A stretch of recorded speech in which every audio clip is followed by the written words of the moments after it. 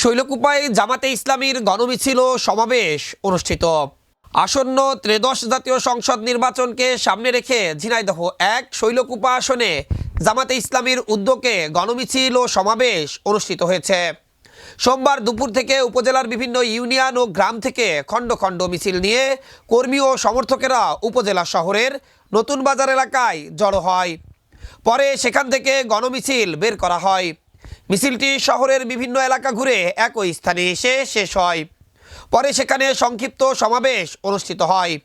সমাবেশে শৈলকুপা আসনে জামাতে ইসলামী বাংলাদেশের সংসদ সদস্য প্রার্থী ASM মতিউর রহমান, আসন পরিচালক মুহাদ্দেস মৌলানা মোহাম্মদ রবিউল ইসলাম, NCP নেতা লাবাবুল বাশার সহ অন্যান্যরা উপস্থিত ছিলেন।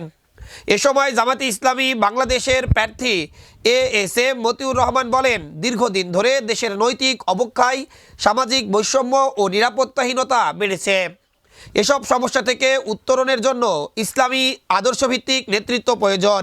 এই জন্য তারা ঐক্যবদ্ধভাবে কাজ করার অঙ্গীকার ব্যক্ত করেন।